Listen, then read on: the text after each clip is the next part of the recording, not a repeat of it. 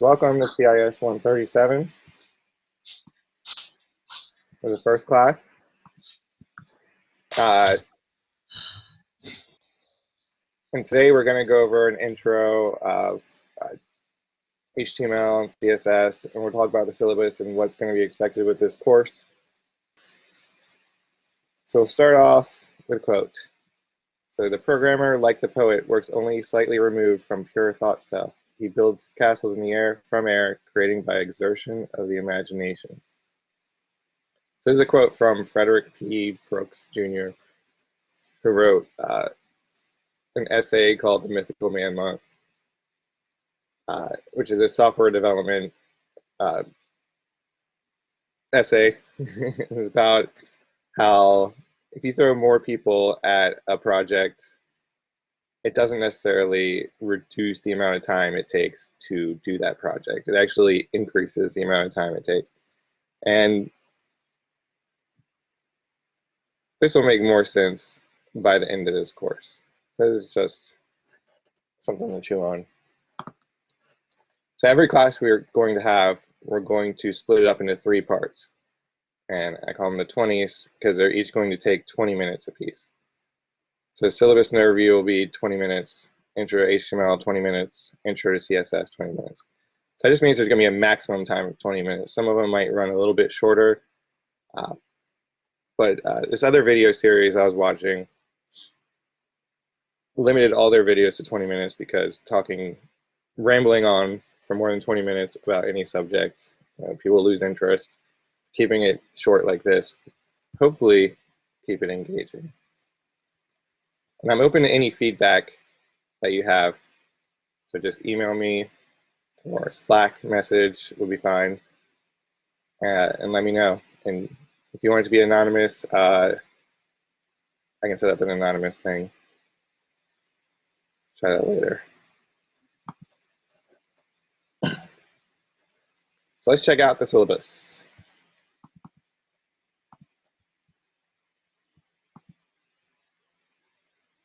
So if you want to follow along with the syllabus, it's available on Blackboard.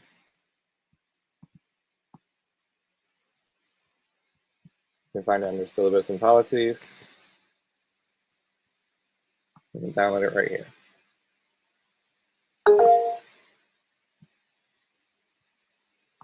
Do you have a question? Your hand raised.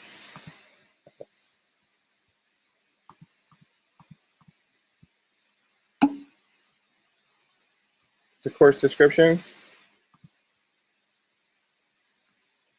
So we'll be using HTML, CSS, and JavaScript. You'll learn how to incorporate social media content such as YouTube videos, Twitter feeds, and Facebook posts. But more importantly, with this course, we'll be using the latest versions of these, and we'll be learning a framework called React, and how to work with React, how to deploy from React to actual website, and to actually build a website using that framework. So HTML, CSS, and JavaScript will be used, but we'll also be using a framework, and it'll make more sense as we go. That's going to be a couple classes down the line.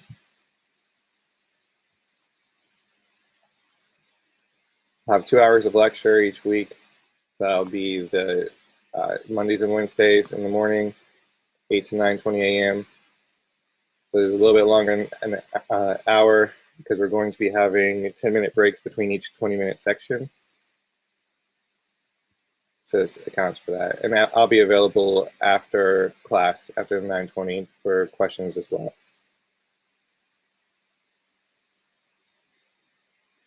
So there is a book. You're welcome to, it is good for the HTML and CSS, but it's not going to have anything about React in there.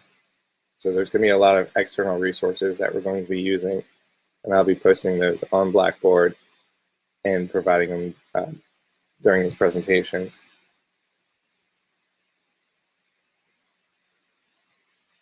So here are the course objectives. You can use HTML to build web pages, use CSS to style web pages, be able to incorporate social media content, perhaps a Twitter feed or a Facebook feed, develop web pages that use scripting language such as JavaScript. Well, we're going to be using exactly JavaScript. There's another scripting language for web. And then you'll have audio and video in web pages, and you'll be knowledgeable of the process of how websites are created, deployed, and viewed.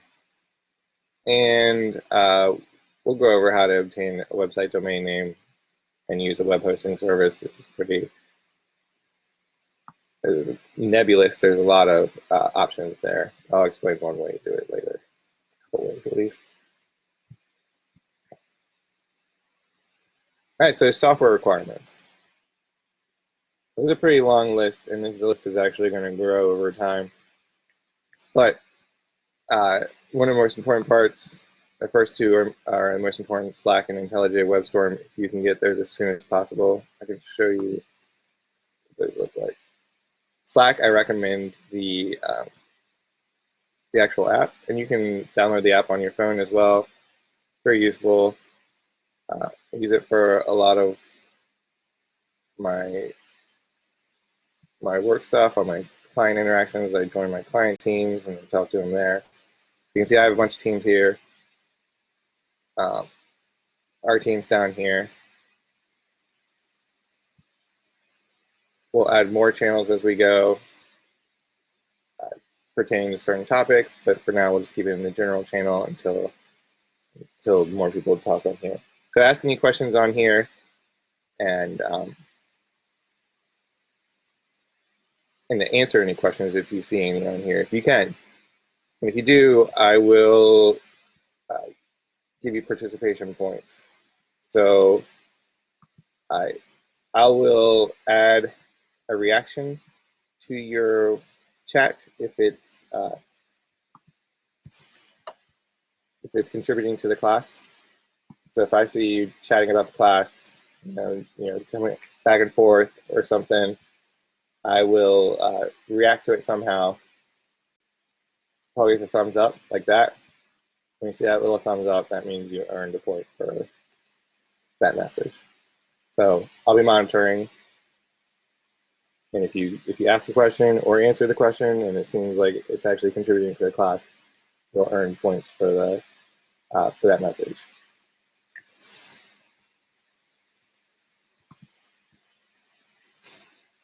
WebStorm. WebStorm is an IDE. We'll be talking about IDEs a little bit later. It's not absolutely necessary for the beginning of the class to have WebStorm, but if you go to the sign up menu for WebStorm, it says it can take up to a week to get approved for WebStorm.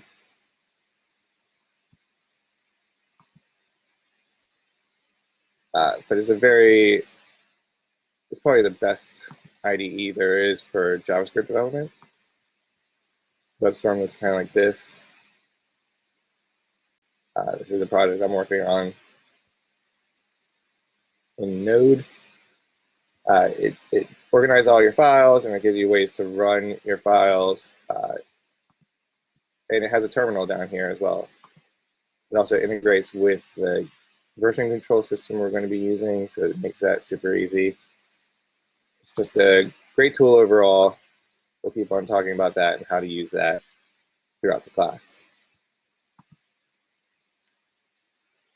You also need Chrome unless you want to look up how to do certain things in other browsers.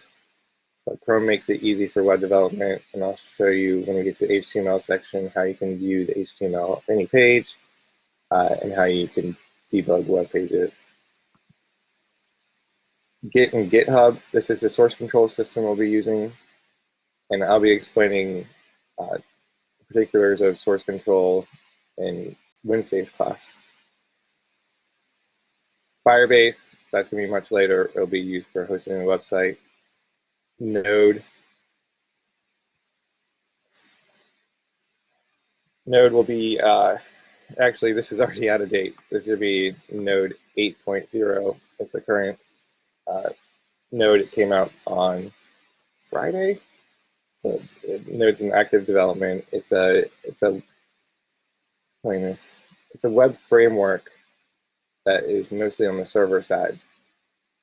In this class, we're going to be doing all front-end development, but it makes it easier to run your website when you have Node, and we'll get into that later. But just try to install it. You can look at nodejs.org,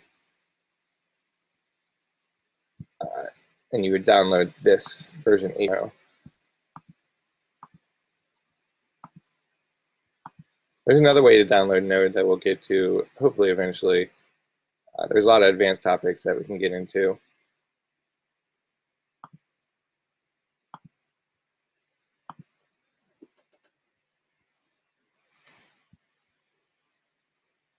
Yarn we'll talk about later too. If you don't have that installed, if you're nervous about that, that will integrate with Node. And you'll need a terminal or PowerShell. Now, this isn't absolutely necessary if you have WebStorm. Like I just showed you, it has a built-in terminal, and we'll be using that. So here's all the standard course information. It's going to talk about withdrawals, withdrawing from the class, late assignments, makeup tests, communication. So you just email me or text me, and I have CIS 137 here. Yep, so just include CIS 137 in the message, and I'll get back to you. If it's an email, if you just Slack chat me, then I'll just get back to you on there immediately, or as soon as I can. So about me, I guess I forgot my intro. My name is Dan Rusk. I'm the VP of Software Development at a company in Columbia named Thorntech, and we do software application development. We do a lot of mobile and web development, and we do all the backend systems to support those. So currently we work a lot with AWS, which is Amazon Web Services, to provide backends, and we do our web development, our front-end development in React. Now, the React is a framework that incorporates HTML, CSS, and JavaScript in a more modular and maintainable way than just using straight HTML and CSS and JavaScript. So it's more industry standard, and we'll talk about that as we go. So topics are listed here, subject to change, but you can see a general idea of what we're going to be covering each week. So we're going to start off as kind of a crash course with HTML and CSS and JavaScript and GitHub. That's all going to be in the first week. Then we're going to jump right into React and how to use React with all these HTML, CSS, and JavaScript. We're going to go to how to create a single page application and use routing inside of it. We're going to do user forms, and let's see what else in here. Authentication. We have an admin side to the site we're making, and a members only side as well.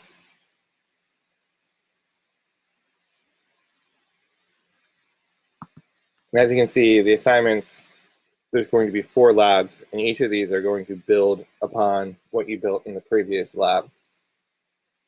And then the final project will be basically lab 5. It's going to be the culmination of all the labs together. There won't be any quizzes, there won't be any other tests.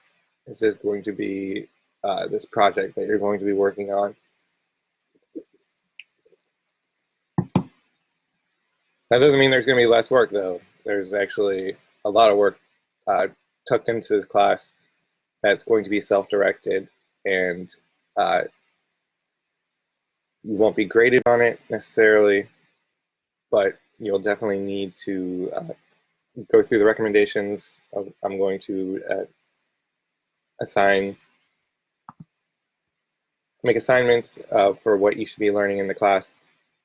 It's not going to be, there's not going to be any quiz or test on that material in particular. And that's actually subject to change depending on how the class is going. So by the way, this class is in beta, I would say. It's the first time I'm teaching this class, so that it's definitely subject to change at any point, really. But I'll keep you up to date on what, if anything's changing.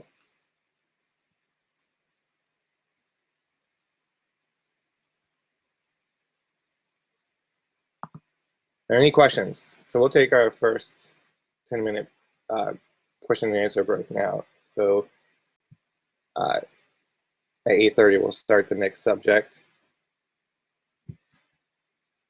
If anyone has any questions, now is a good time to shoot them out.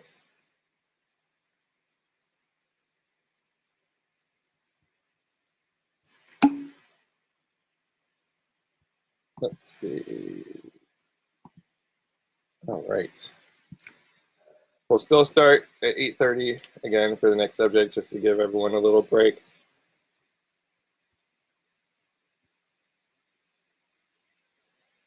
But if you want to start learning about the next section,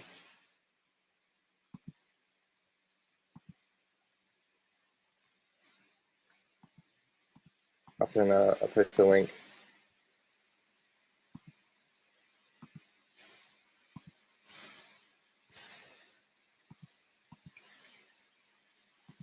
I guess a good thing would be to actually have these available for you. I'm going to post these as PDFs to Blackboard so you can follow along. Let's just do that now.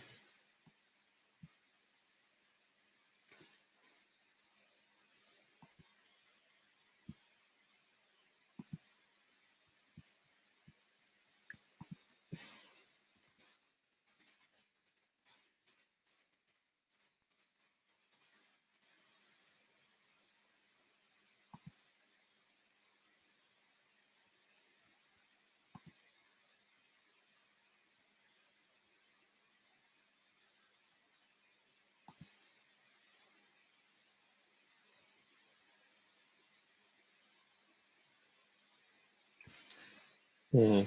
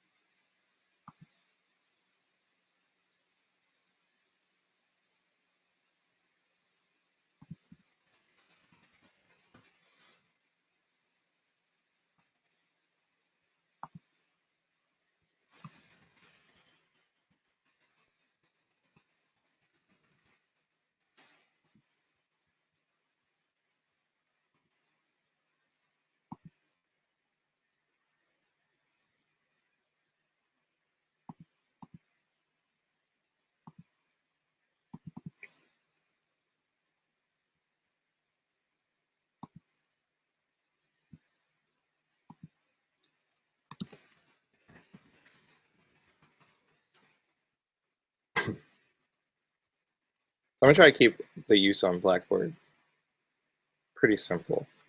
So everything will be an announcement unless, and that should work. So if you look on Blackboard, I added a download for the class 1 slides. So you can feel free to download these. It'll be a PDF and you can follow along and click on links as well. So this link will be clickable here. Most of the time, all the resources are going to be online, but they're going to be resources that are it won't cost you anything, but they might require registration. This one in particular is Introduction to HTML. It's completely free.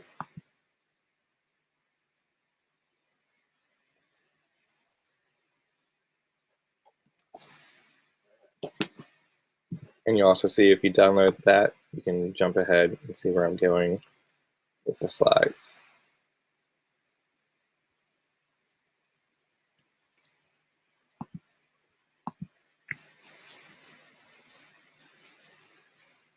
still wait until 8:30 to start the next section because I'm going to enforce that 10-minute break between each section just to space this out. There's going to be, I can talk more about the course now. So the course is going to be pretty intense. It's going to be packed in with information, and if you jump ahead,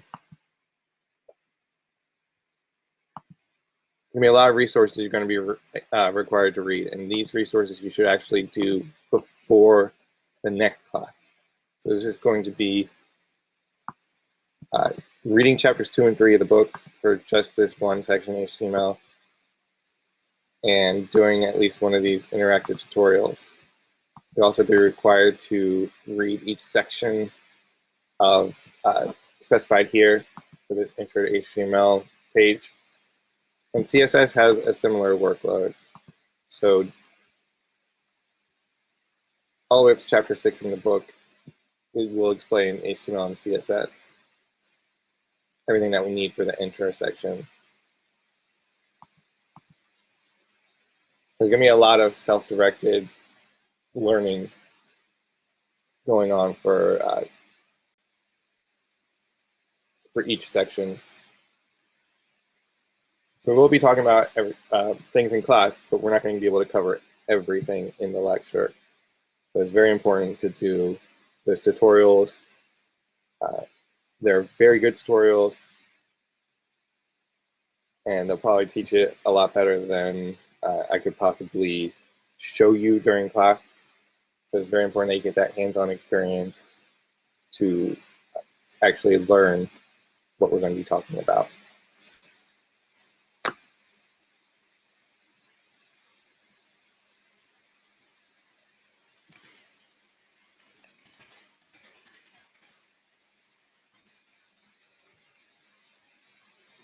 Let's see if there's anything else in the syllabus.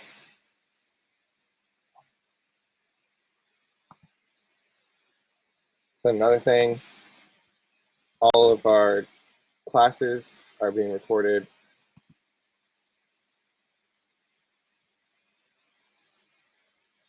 And you'll be able to see the recordings listed under Blackboard Collaborate. Join the room here, and then after every class, it might take up to 24 hours for it to show up as a recording, but it will show up down here, and it'll be labeled with a date, and that's how you'll be able to tell what class it was.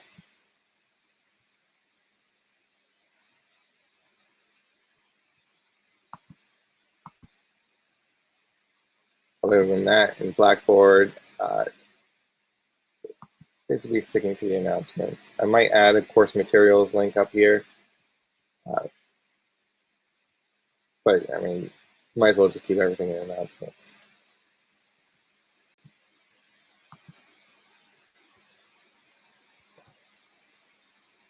Okay, let's start the next section. Intro to HTML. So HTML is how web pages are actually described to the browser. Let's see a better explanation of that. So we go to this page. There we go. So HTML stands for Hypertext Markup Language, and it describes the structure of the web page. So everything you see on a web page is laid out with HTML. So basically the building blocks of web pages. And here's what a simple HTML document looks like. And the cool thing about this site is that you can always try it yourself. So this gives you a little editor on this side and a preview window over here. So when you press run, you can change text over here and then press run. We can create a quick KS137 website. That's what it would look like. We just changed the text within these two tags, or this one tag.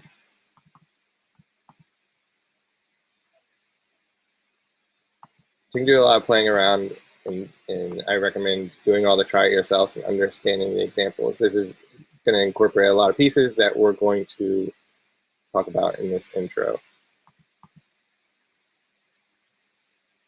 Everything's explained here. We're going to be using HTML5. So this doc type up here, doc type HTML, actually means HTML5.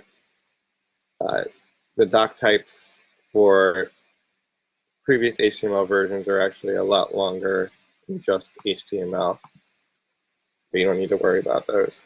We're using doc type HTML. Then all your HTML is contained within this HTML start tag and this HTML end tag. We'll talk about tags in a second, right here. The title you see here, it's actually what shows up in the browser title. So this introduction to HTML is specified as the title of this website. Everything in the head is not rendered to the actual browser. It just affects settings. But everything inside the body is what is displayed inside the browser window.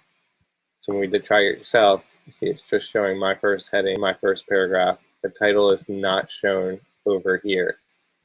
Title would be popped up here. And then this is just closing the body, and this is closing the whole HTML document.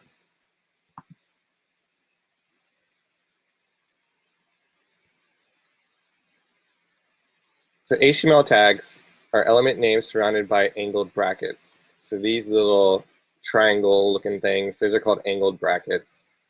And within each of those is going to be a tag name. In HTML, there are a bunch of different tag names you can use, especially HTML5, they introduced a bunch of new ones that have some kind of nuances to them. And we'll get into all those eventually, but it's just important to know when you see those angled brackets and then some text within, that's an HTML tag. Then a lot of HTML tags can contain content or text between the start tag, which is this angled bracket, then the name, tag name, and this end tag, which is angled bracket / and then the tag name again, and then closing angled bracket. So this balance is very important, this opening the tag and closing the tag.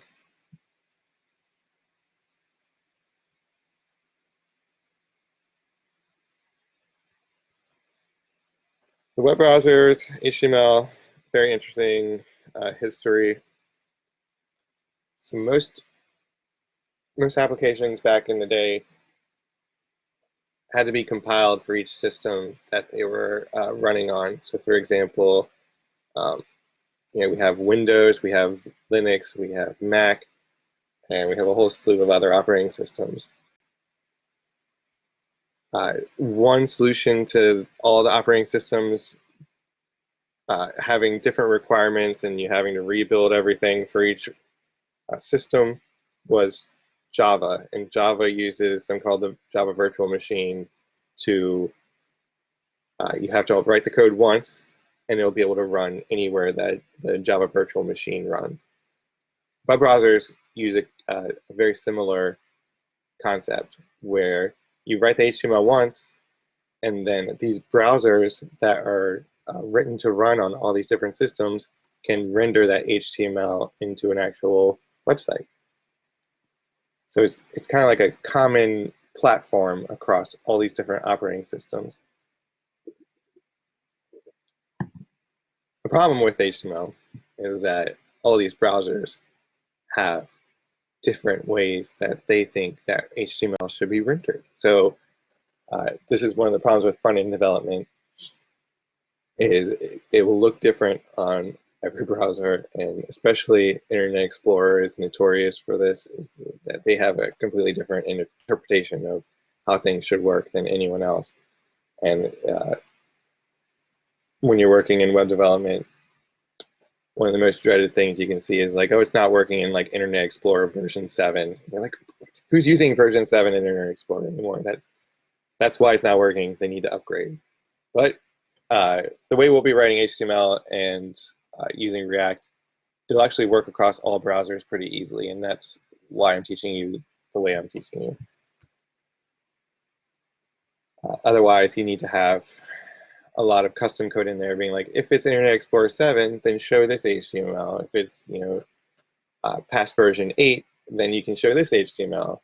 And that's all, hand coding all that is a real big pain. So the way we'll be doing it, hopefully it'll just work in every browser. HTML page structure. So as you can see here, we have this HTML opening tag and this HTML closing tag. And then everything inside of it is going to be indented one level. And this is a good way to write HTML. When you're inside a tag, you should indent it one level. So you can see everything inside HTML is indented one level. So that means it has 2 spaces or a tab for the next tags. And then we open a head tag inside of the HTML tag. When we do that, we indent another level as well. So the head has various properties you can put in here, various tags. One of the standard tags is title, and that again affects the browser title. You can also make a setting for this icon here, this favorite icon, to identify your website. Then we have our body tag.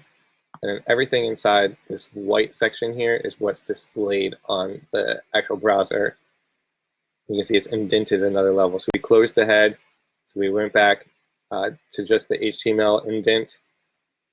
And then we open a new tag, and we then have 3 elements inside of our body tag.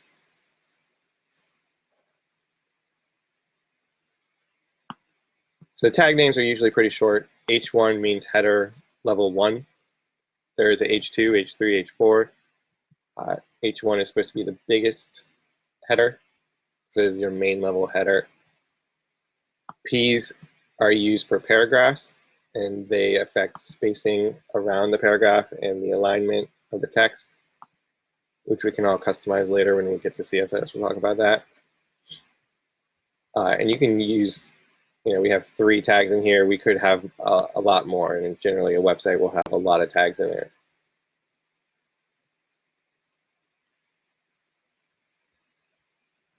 Doc type HTML, that'll just, there's a lot of different levels of HTML. We have HTML5, which we're going to be working with, but HTML4, even with HTML4, there's something called quirks mode, there's something called strict mode, there's XHTML. There's a lot of different doc types you put in here, but we don't need to worry about any of those. We're just going to use doc type HTML. And what these do is it tells the browser, okay, here's this, all this code is going to be HTML5 compliant, so use your HTML5 renderer. And what that means for each browser is different, but we'll do it in a unified way. So here are the different versions of HTML that exist, but this isn't all the flavors. This is, different versions of HTML, but like I said, there's something called quirks mode and strict mode, which was the bane of my existence in the early 2000s or late 2000s. Mainly because I was working with Internet Explorer. If you can't tell, I'm pretty salty about Internet Explorer, so I'm a little bit biased there.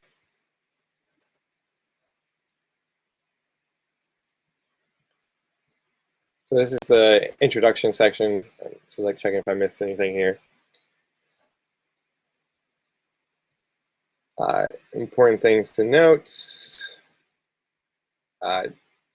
Tags are going to be the hardest part. So doing this tag structure, if you haven't worked with something like XML before, remembering to open and close your tags and putting content within them and making sure you indent so you can see where that content is happening is going to be the hardest part of HTML.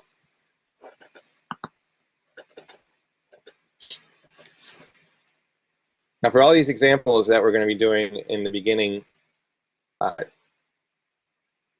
we could use WebStorm for them, but WebStorm is kind of like, for just writing HTML, it's like shooting a fly with a bazooka. It's a lot more than we need to write HTML.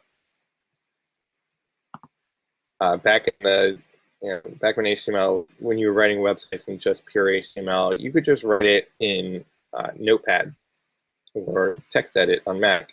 I use for text files something called TextMate on Mac, which is free text editor. There's a lot of different text editors you can use on Windows or Mac. I recommend Notepad++ if you have those. So superior version of Notepad.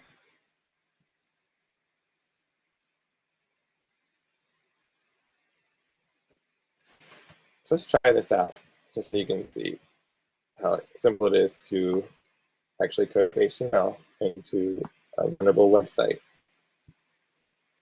It doesn't require any compilers or anything. We're just opening up TextMate here, so just a standard text editor.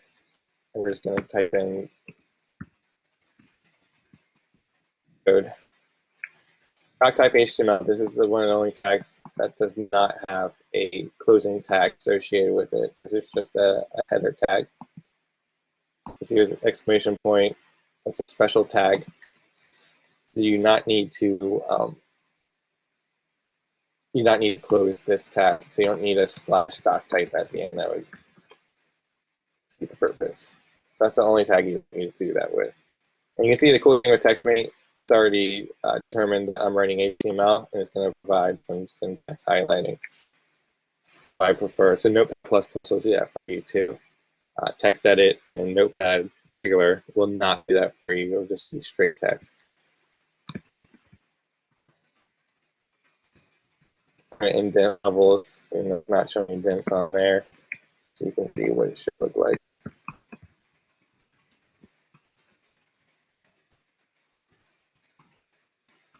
I recommend when you're doing these examples, not just copy and paste from Word, just actually type it out, because if you don't feel like you're actively doing absorbing it, this will just typing the act of typing it out will be enough to get some familiarity with how the code works. Okay, so I have my HTML on my body. I have a head on here. I'm going to go ahead and stick to the desktop as first. And you can see it. It's not going to show up on that. Okay. Well, it's on my desktop in another screen. I'm going to double click on it, and it opens up in Chrome. See, it just has a file link up here, and it displays our H1 and our paragraph.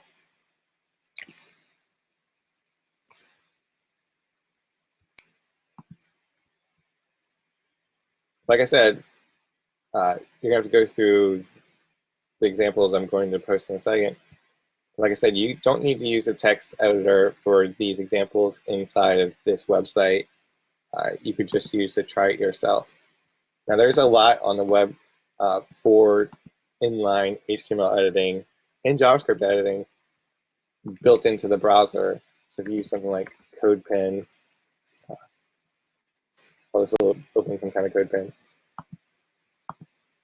You can see in here you can write HTML and CSS and JavaScript all inside of your browser in a simple way.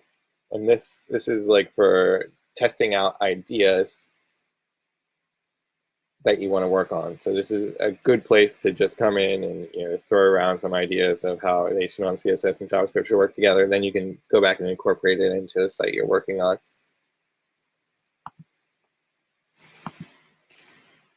There are a lot of different sites that will do that for you. But as you can see, we could also just use a text editor.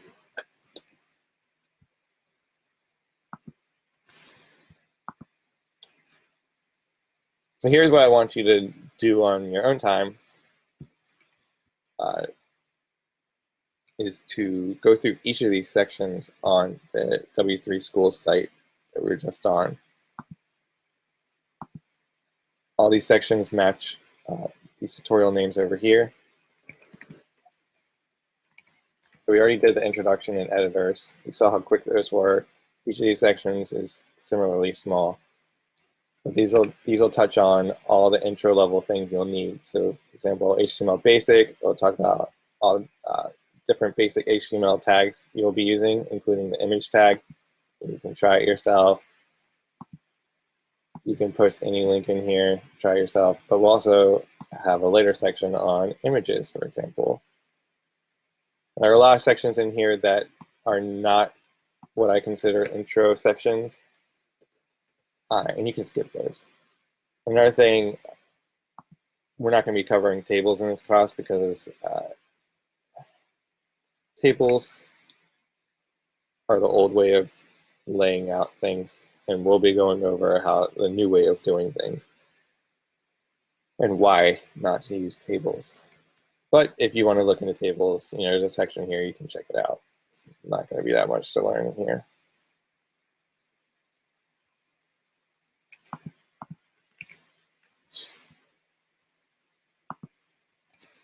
So more HTML resources. So after you go through the W3 schools tutorials, you could jump onto more HTML resources if you want a little bit deeper understanding of what you're doing. So the book chapters 2 and 3 cover the intro to HTML section. You can also check out this dictionary of HTML tags. So the way you would use this,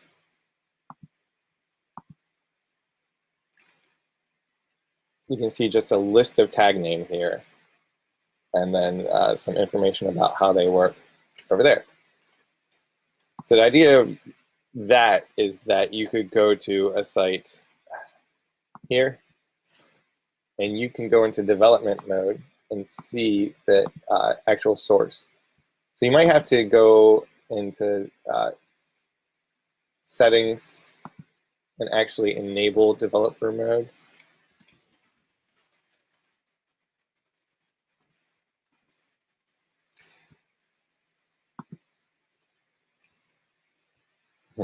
Well, if you don't see the actual menus I'm about to show you, let me know, because there's a way to enable developer mode, but I did it so long ago that I can't show you right now. I don't know where the setting is. If you right-click on anywhere inside this website with Chrome, you can do this inspect. If you go to inspect, you can see the HTML. Where is content here? You can see the HTML for the website. So you see we have this HTML tag, we have the doc type HTML at the top. Then we have an HTML comment that you'll be learning about later.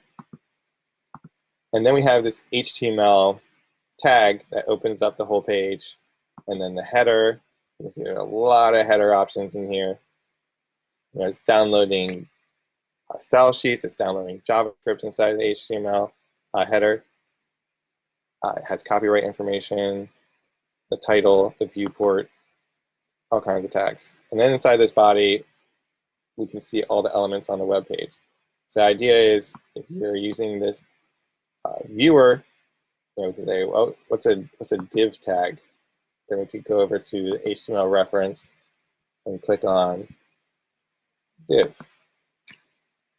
So this defines a generic block of content that does not carry any semantic value, used for layout elements like containers. So div is just kind of like this empty block you can put up there that just helps you lay out your page.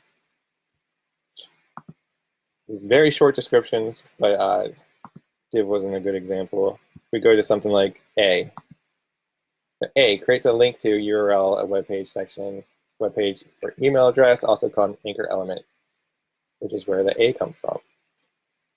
This will show you all the options or the attributes with the A tag, and it'll give you some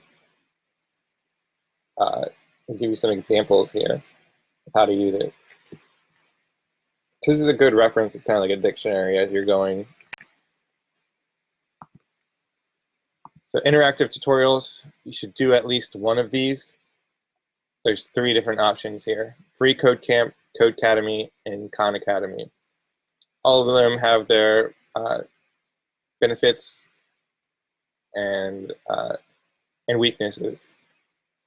The Free Code Camp, I like it because it not only teaches you how to do the code in HTML, But you can, if you complete all their courses, then you can actually do a small project for a nonprofit.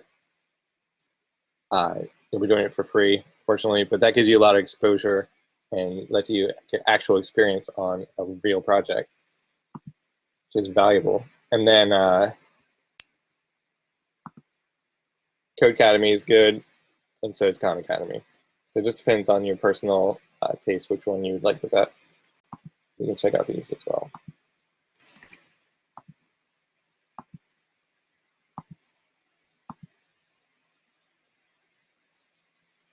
So Codecademy, the first section they'll show you is Learn HTML and CSS Part 1. And that's perfect for our first class. And you can see it starts with the doc type HTML. And it just tells you to, you'll do this all inside of your browser. So to complete the first task, so just do that and run it. And you see a check mark. We completed our task. And we can hit this flashing thing here.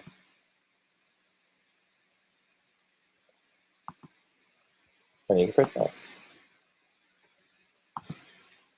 So this Codecademy actually starts from the ground up. The other ones kind of start from a different way. They go from the inside out. So they'll give you a lot of HTML, and then they'll say, you got to add, a link to it or something more interesting, and then they'll work their way back to explaining how this works.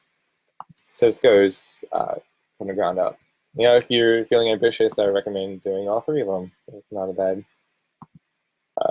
way to go. That way you can get a flavor for each, and we'll be using these in later lessons as well. So if you like a particular one more than the others, then you can stick with it. Khan Academy, they're great as well. You can work through all of these for the first class. So technically, yeah, we're in the Q&A section right now. So if you have any questions about HTML, shoot them over. So you can also use Slack to send over the questions, which would be probably easier than Blackboard Collaborate. I don't know what the interface looks like on your side.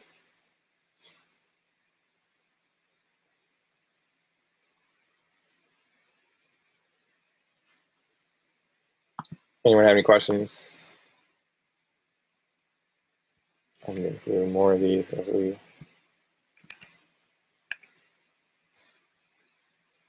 So we'll start the next section at 9.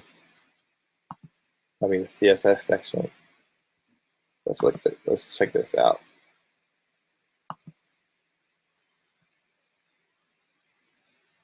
Welcome. Let's talk about the web, the thing that you're using right now. So it's pretty cool that Khan Academy has video lessons. I don't think the other ones do. So if you want different perspective on what I'm teaching, using Khan Academy seems like it'll provide an actual audio that you can just sit back and listen to.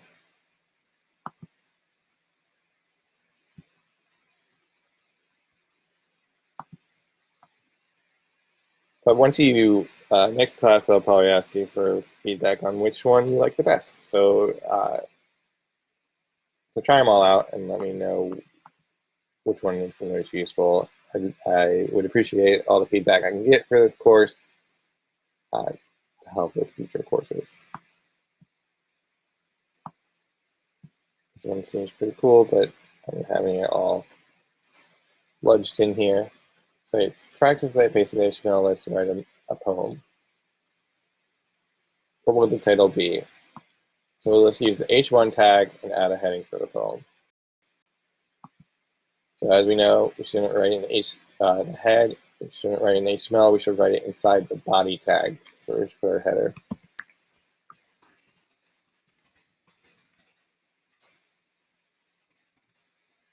What's next?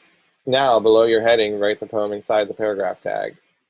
Your amazing poem should be multiple lines long, so you need to use a tag to make line breaks too. So this BR tag is a break tag, and that's a special tag as well. It does not require a closing tag.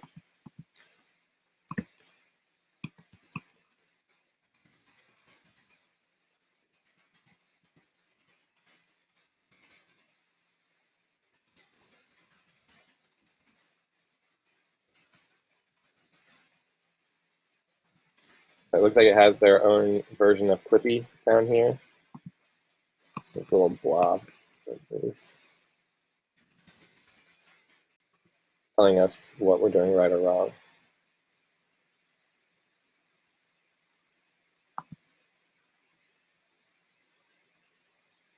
We earn points. So each of these Code Academy, Free Code Camp, they have a different way of assigning points. So you see I have 122 points here. I did these a long time ago, trying them out. They're all pretty short. So all the sections that you see, we just completed this whole challenge of write a poem.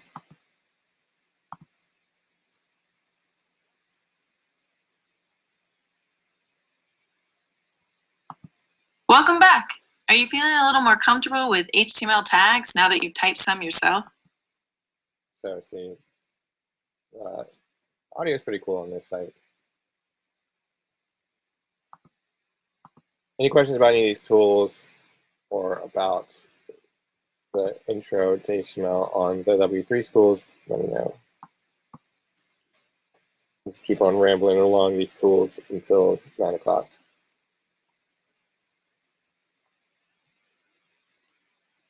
Let's see.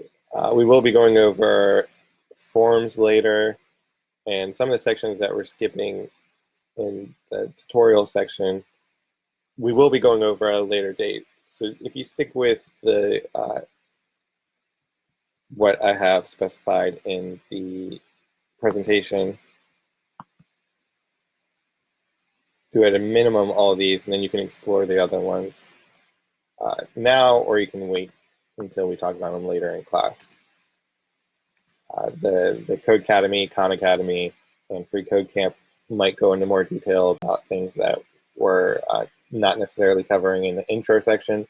But learning any HTML, the goal here is not just to learn the pieces I'm teaching you, but to inspire you on how to learn all the pieces that you're interested in. There's a wide range of things you can do in HTML, and with these tools, you'll have the ability to learn them pretty quickly. I don't know if there's a way to take back to the intro page on here. Yeah, I guess I can sign out.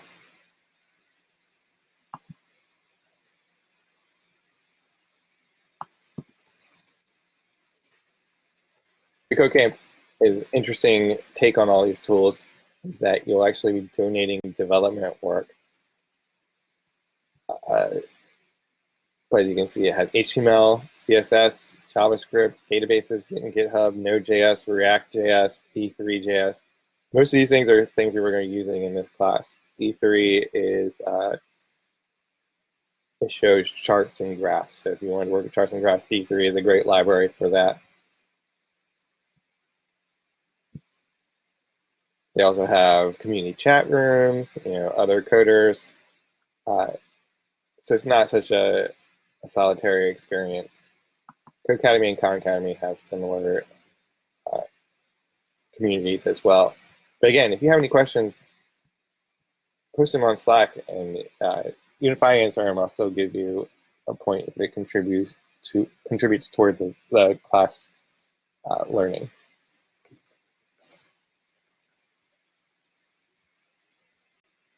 All right, 9 o'clock. Next section.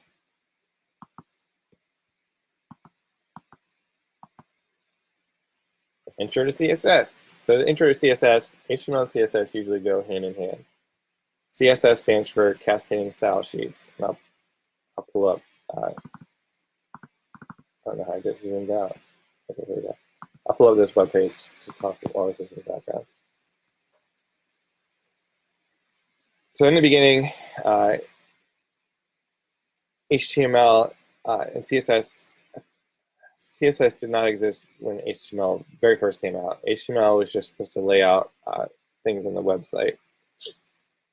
But then people were like, well, how do I change the font? How do I change the size of the text and all that?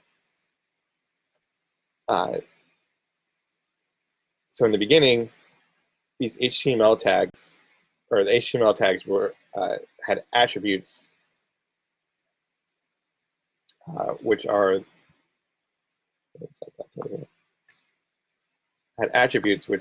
these. Inside of a tag, you can have these modifiers, basically, which are called attributes. And the standard ones you'll see in this link, we'll have this href attribute, which actually specifies where that link goes to. It's the hyperlink reference. In the image tag, we show the source of the image. So we have a link inside of here that specifies the image. And we have a width and a height as well. This is getting onto the styling side. So we're saying the image is going to have a width of 104 and a height of 142. Now this is what the old way of doing all the display properties of a tag was to put them as attributes inside the tag. So there's actually, inside the P tag, there's an attribute called font that you should not use anymore at all. You should always specify your fonts through CSS. But there was an attribute called font. There's an attribute called color, and you could specify that exact paragraph's styling using these attributes inside of the tag. Now, over time, it became cumbersome to go through and actually, if you wanted to build a website and then maybe change something later, copy that style from your one page to another page, you'd have to comb through the HTML and find all those different style specifications and copy them over one by one. Or, if you were lucky, you had some kind of template that you could use. But then if you wanted to change that template later, it was very cumbersome. So CSS was developed so it would separate the styling from the HTML.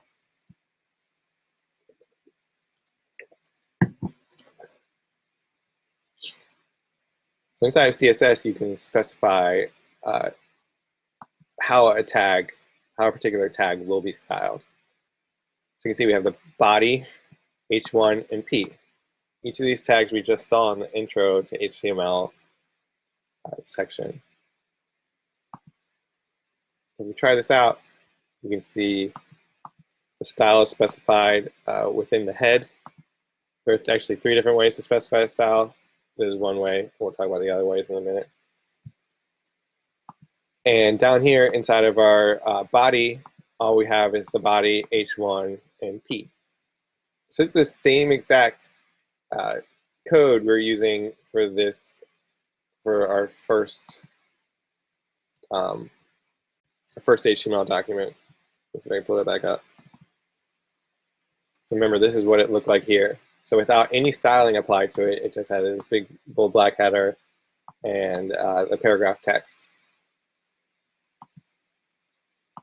But by adding this style tag and specifying that the body would have background color light blue, H1 would have color white, and it would be centered. You see it's white and centered. And the P element uses Verdana instead of the default of Times New Roman, and a font size of 20 pixels. So it's a little bit bigger than the default font size. Another thing you can do with the page inspector, which we'll get into a little bit again later. You can see the HTML is over here. If we click on H1 or P, you can see it on the top right, highlighting the different sections. So this is H1 highlighting H1, so it highlights the entire element that appeared on the web page. And this is the P that's highlighting the entire element as well. These orange boxes represent padding and margins, and the blue inner content represents the actual content. And the whole body encompasses both the H1 and the P. we look over here, we can see the styles, the CSS styles specified for that particular element. So the P has a font family Verdana and a font size of 20 pixels, which is exactly what we specified up here. The H1 has a color of white and a text aligner center. The cool thing about the inspector is you can just modify the CSS on the fly to see what it would look like.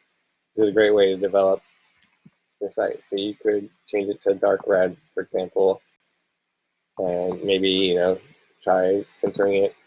Instead of doing center, we can make it left align by taking that out, or we can even make it right align.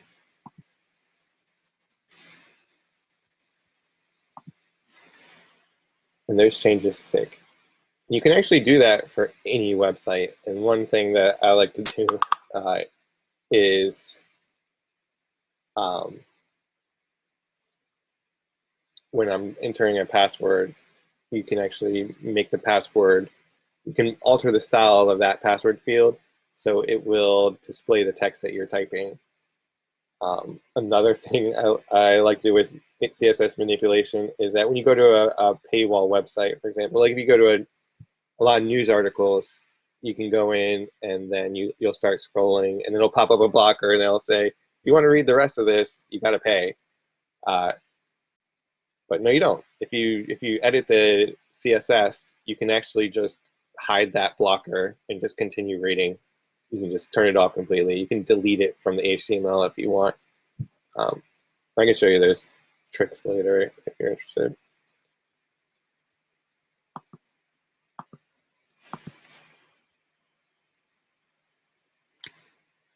All right, so the CSS home section, we'll talk about CSS examples, CSS free templates, using W3 as CSS. We'll talk about those later. You're welcome to try those out.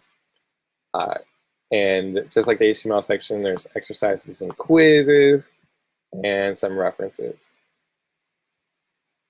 Now, CSS3 is what we're going to be using in this class. CSS3 is relatively new. A lot of browsers have different ways that they support it. So if we check out this, you see all these different CSS properties and what the minimum level of browser for each different kind of browser, the main browsers exist. It'll tell you what version supports that property. So most of the IE stuff is not going to go below 8 or 9. Before 8 or 9, Internet Explorer was pretty much the craziest browser in the world. It didn't support pretty much any of these standard properties. And then Microsoft got in line once Internet Explorer started losing share and started supporting these standard elements. Opera is a good browser. Firefox, Chrome, Safari.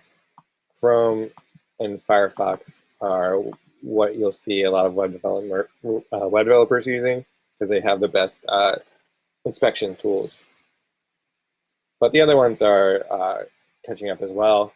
But for this class, we'll be using Chrome just because of my personal bias. So if you want to try out the other browsers, each of them have now this inspection, and they have various ways of displaying this information.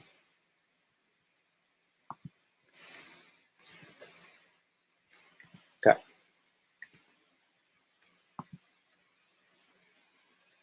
So required W3 schools sections. So go back out of this reference section, and here are all the tutorials you can do. A lot of these sections that we're focusing on are going to be about actually laying out elements on the page. That's the most complicated part of CSS, in my opinion, is getting things to line up how you want them to line up. So you can check out the colors. I mean, that's one of the required sections. Backgrounds. But margins, padding, once you get into that, that's when it gets a little complicated.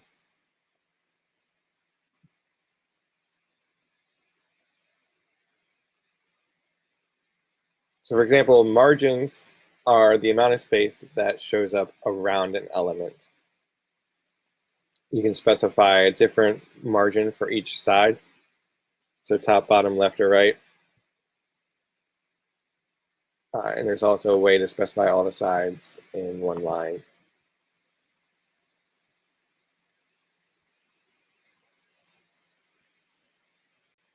I recommend trying, once you go through this section, try out these exercises. So set the left margin of H1 to 20 pixels.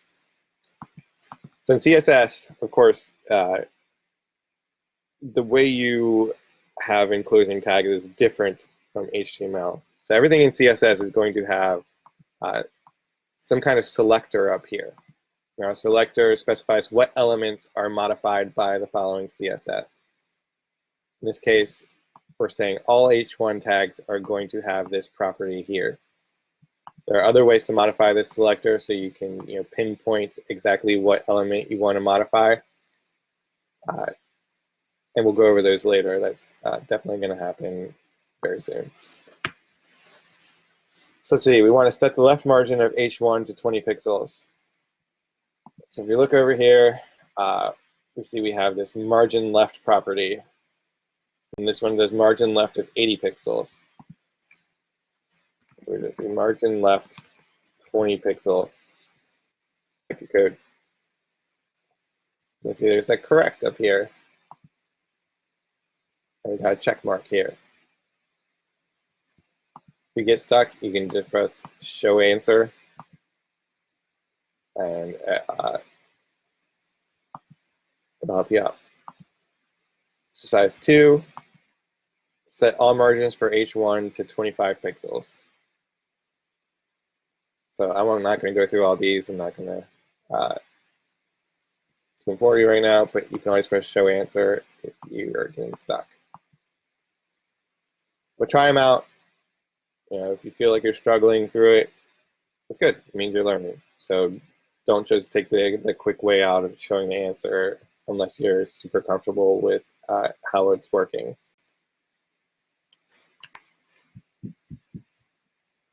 Colors, backgrounds, margins, padding.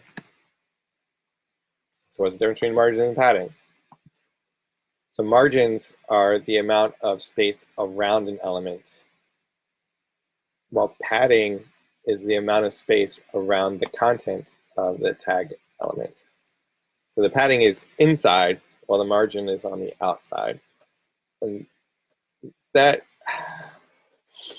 has different effects later when we talk about sizing of the elements and that kind of jazz. So we'll get into the different uses of padding versus margin later. But those tutorials that you'll be going through will cover that as well. But they're going to be later in the Intro to CSS. For example, Khan Academy, it'll talk about how to do the padding and margins.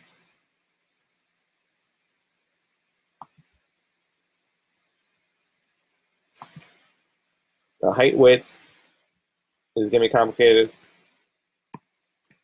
Well, it's not that complicated to start. Don't get scared off by me saying it's complicated. I'm saying it's going to be later when you're doing heights and widths in CSS and these various margins and paddings. It's a little complicated because there's so many different options you can do to position an element on your page. And some of them are easier to use, but they're more fragile. The easiest way would just be to say, all right, I want this element at pixel 1, pixel 1 from the left edge and 200 pixels from the top. If you specify things in such absolute terms, then when you go to render your HTML in a mobile site, for example, on a phone, then 200 pixels is a lot farther on a phone than it is on the desktop. So your element will appear out of whack with the actual screen you're looking at it on. So there are various ways that we'll be talking about to overcome that. So that CSS you're writing will look good on a desktop browser and on the phone. but this intro mainly focuses on those layout elements at first.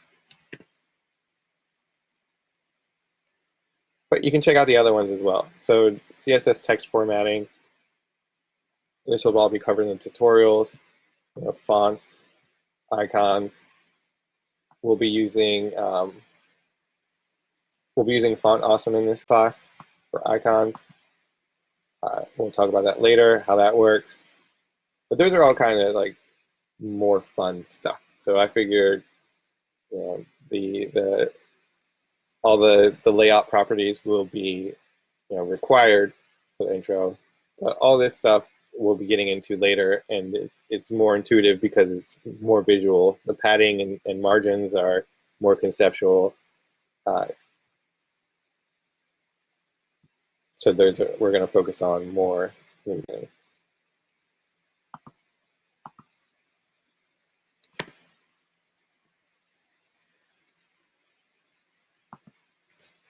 Some more CSS resources. So the book chapters 4 through 6 talk about CSS, the intro to CSS. I recommend reading through those. I'll give you a more in-depth view of CSS, just like the HTML sections. And we have a dictionary of CSS. So just like the HTML reference.io, there's a CSS reference.io. It's slides are following a pattern. So anything you want to see, if you go into a website, you can just use this one for example, and I just press Command-Alt-I to open up it's like a shortcut to open up the inspection window.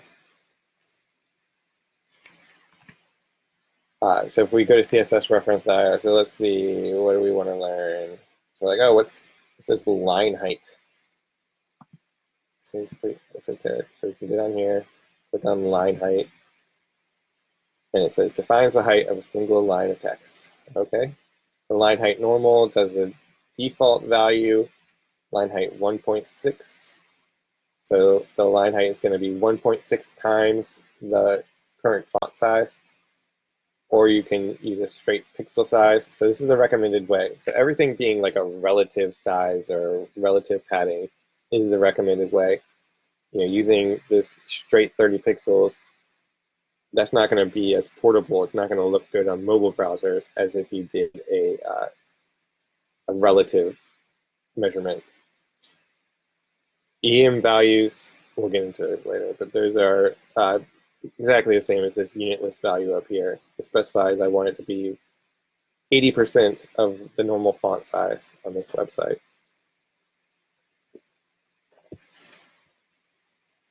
So as you're inspecting, I recommend going through websites especially that you think look good, and checking out their CSS and HTML. And if you have any questions about what specific attributes are, if you need reminders, you can either go to the W3 schools, or you can go to the cssreference.io and have a whole dictionary of tags here that you can check out. And you can just search for them. It's a pretty easy tool to use.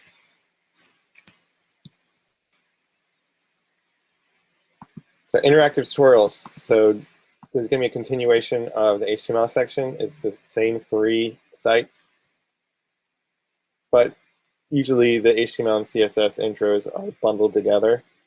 So if you go through one of the tutorials, it's gonna work for both CSS and HTML. So last, any questions? And I hopefully have some answers for you.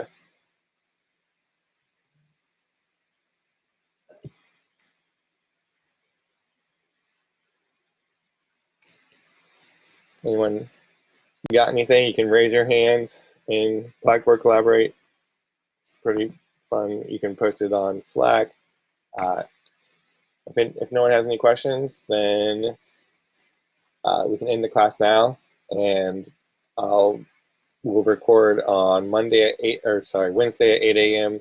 same place, and we'll be covering JavaScript, GitHub, and I'll be introducing you to this semester-long project. Feel free to hit me up on Slack if you have any questions or want to talk about anything.